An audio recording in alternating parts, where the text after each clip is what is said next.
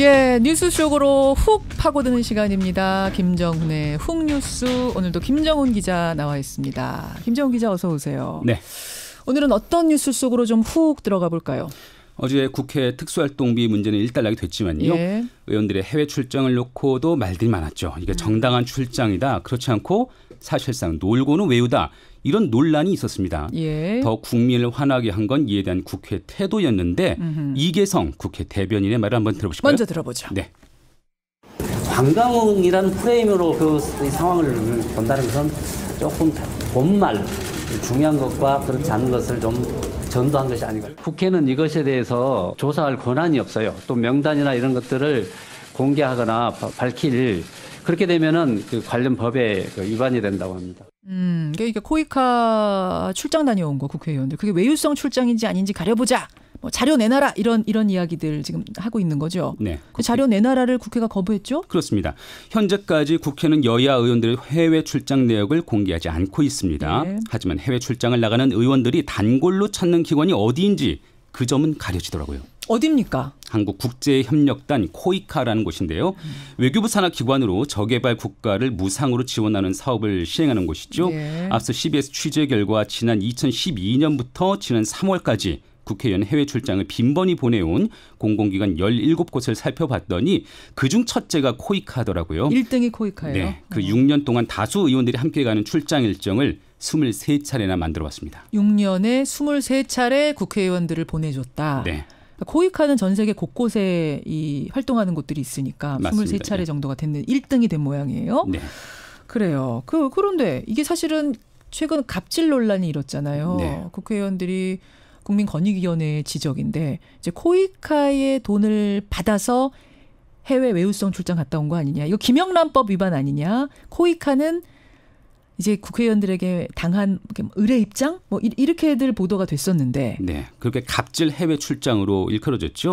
그런데 예. 저희가 취재를 해보니까 국회와 코이카의 관계가 갑을 관계가 아니라 공생 관계처럼 보이더라고요.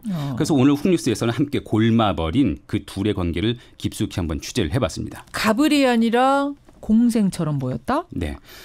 그럼 우선 코이카를 통해서 해외 출장 간 그 의원들 다 파악이 되긴 됐습니까? 모두가 공개되지는 않았습니다만 이게 워낙 관행처럼 다녀온 터라 의원들이 굳이 그 사실을 숨기지도 않아왔습니다. 지금까지요. 예. 현재 청와대 비서실장인 임종석 전 의원 그리고 유기준 자유한국당 의원의 과거 국회 발언을 한번 들어보실까요? 예. 제가 이번에 코이카 시찰을 가보니까 말이죠. 정말 이거 늘려야 되겠다 하는 생각이 들더라고요. 나가 있는 우리 그 협력단원들이 너무너무 헌신적으로 잘하고 있고. 근데 실제 현장에 나가보면은 그 똑같은 일을 하는 사람들인데 그 대우가 너무 차이가 나서 이 코이카 직원들이 일을 하기가 굉장히 곤란한 그런 사정에 누차 이야기를 하는데도 불구하고 개선이 안 되고 있는데 이거 어떻게 하면 개선이 되겠습니까? 그러니까 뭐 김영란법 이전에 2006년에 다녀온 거잖아요. 임종석 네네네. 예, 실장.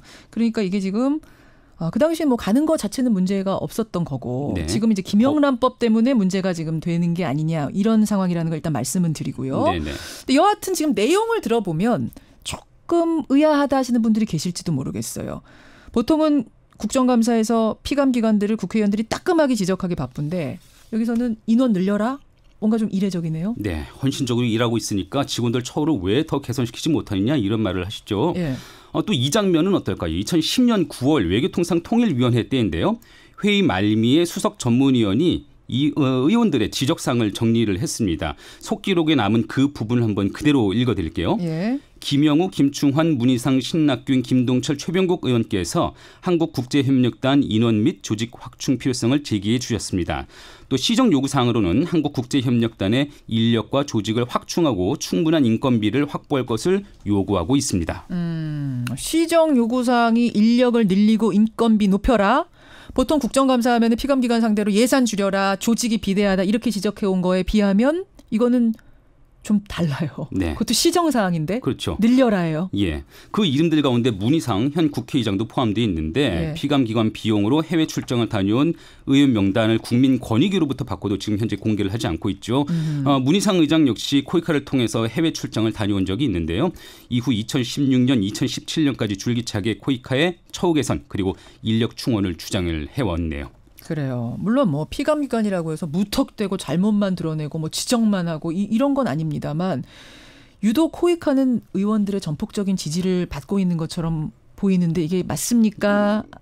편견입니까? 예. 잘하고 있으면 칭찬 받아야죠. 예. 근데 문제는 코이카가 실제 그 역할을 잘 수행해내고 있느냐 하는 점, 바로 그 점 아니겠습니까? 그게 핵심이죠. 네. 이에 대해서는요. 대외경제정책연구원 권율 선임연구위원회 한번 지적을 들어보시죠. 예.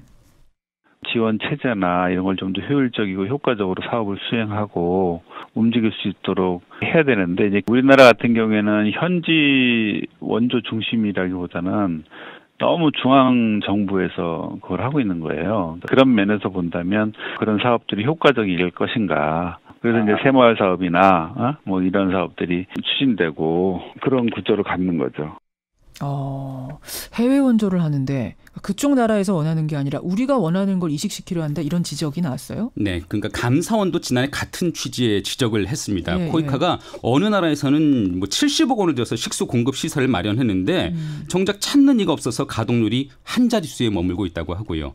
또 다른 나라에서는 고추 농가를 조성했는데 알고 보니까 토지가 재배에 적당하지 않아서 생산량이 목표량의 2.5%에 그치더라는 겁니다. 실효성이 떨어지는 곳들. 이게 일부의 지적입니까? 아니면 이런 내용이 감사원 지적이 상당히 많았어요? 제가 그 감사원 감사 결과를 보니까요. 네. 한 100쪽이 이르는 감사 결과에서 사업 타당성 조사가 부족했다. 사후 관리가 안 됐다. 이런 지적이 수없이 반복되더라고요. 수없이요? 네, 그렇습니다.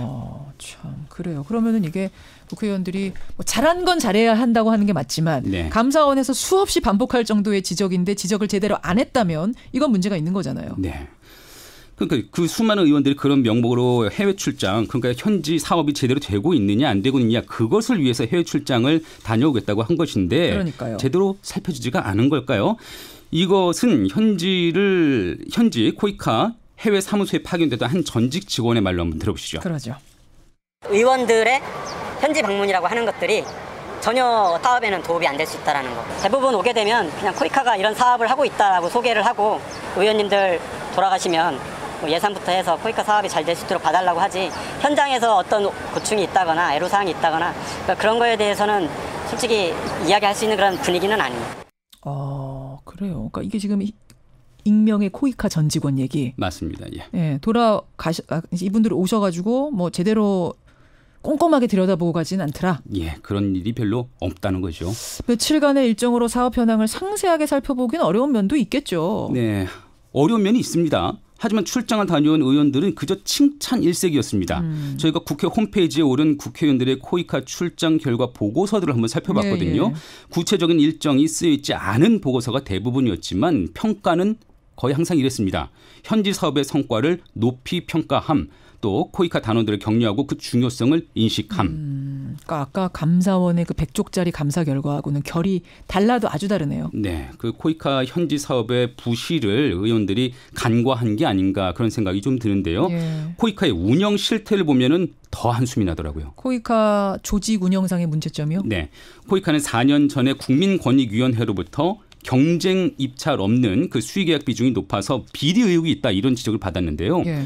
지난해도 국내 수의계약 비중은 여전히 70% 이상이었거든요. 이게 법에도 맞지 않는데 더 큰 문제는 그 업체 상당수는 코이카 출신의 퇴사자가 몸담고 있는 업체라는 점입니다. 코이카 출신, 코이카 퇴사한 사람들의 회사와 그 수의계약을 맺었다? 회사와 수의계약을 맺었다. 야, 이것도 정관예우입니까? 그렇게도 볼 수 있을까요?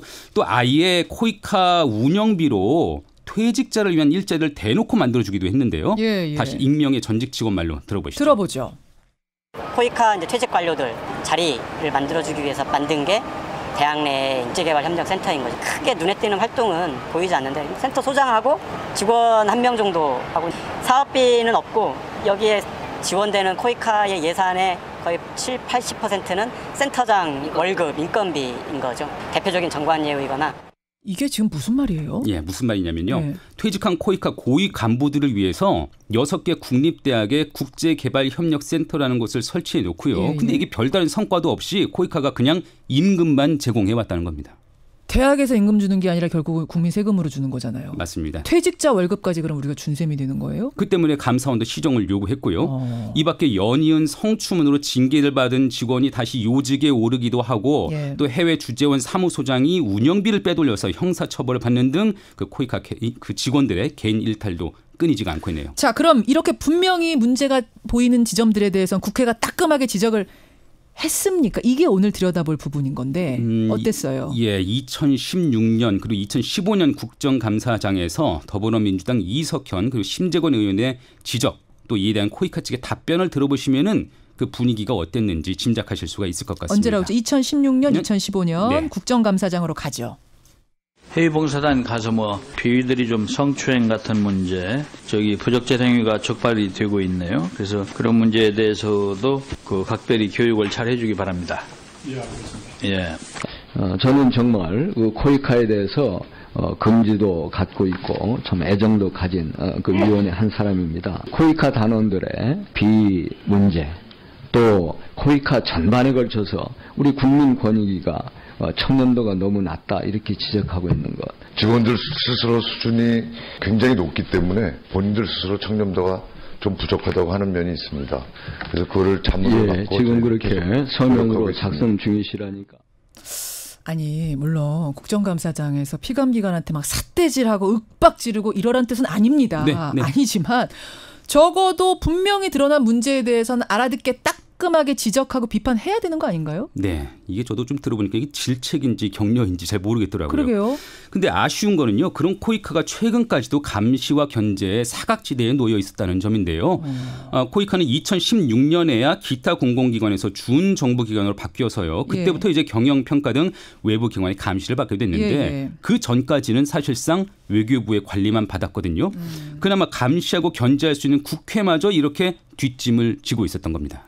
지금 청취자 김원중 님이 코이카 업무 감시는 감사원에서 해야지 왜 국회의원들이 공짜 해외여행 가는 걸로 여태까지 쓰였는가. 금지해야 되는 거 아니냐라는 얘기가 나올 정도로 역기능이 큰 거 아니냐 이런 문자도 지금 들어오고 있거든요. 그래요. 아까 감사원이 아까 했던 대로 코이카의 비효율과 부실, 운영상의 문제점을 키워온 건 아닌가 여태까지. 네. 국회와 코이카의 관계가요. 그렇죠. 그런 생각이 드네요. 네. 그래서 문재인 정부 출범 후 새로 취임한 이미경 현 이사장이요. 코이카가 창립 이래 최대 위기 또 다중의 위기 상황에 직면해 있다. 이렇게 진단한 것도 이 때문이 아닐까 싶습니다. 그래서 혁신위원회를 운영하면서 조직 개혁에 나서기도 했지만 이게 단번에 바뀌기는 쉽지 않을 것 같더라고요. 그래요? 혁신위원회로 활동했던 시민단체 발전대안 피다의 한재광 대표 말을 들어보시죠. 예. 코이카라는 기관이 무상원조를 전문도 집행하는 기관이긴 하지만 상부, 그러니까 외교부, 기재부, 또 정치권들에서 힘이 많은 것도 사실이고요. 그 맥락에서 보면은 코이카가 자율적으로 큰 틀을 만들어서 하기는 쉽지는 않은 것 같아요. 3년마다 새롭게 이사장이 오시면 자연스럽게 새로운 방향과 기치를 내걸고 혁신안을 내세우는데 과연 잘 될 것인가라는 좀 필요증도 많이 있다는 것이 느껴졌고요. 결국 코이카가 정부나 국회 입김에서 벗어나야 한다. 이런 지적이죠. 코이카가 잘한 일도 많아요, 여태. 물론입니다. 그러니까 이걸 무조건 비난하자 이런 건 아닙니다만 분명히 감사원에서 지적한 내용들 우리 사실은 사건 사고로도 소개 많이 했었잖아요. 성추문이라든 그런 부분까지도 눈 감고 넘어갔다면 이거는 분명한 문제고요. 지금까지 퇴직자들에 대한 그런 문제들도 지적 안 되고 그냥 넘어갔다면 이건 큰 문제입니다. 사전에 또 사후에 감시 견제를 제대로 했었어야죠. 예, 우리 정치권도 더 이상 코이카를 이렇게 바라만 보고 있어서는 안 되겠다라는 내용. 오늘 훅뉴스 김정훈 기자 수고하셨습니다. 감사합니다.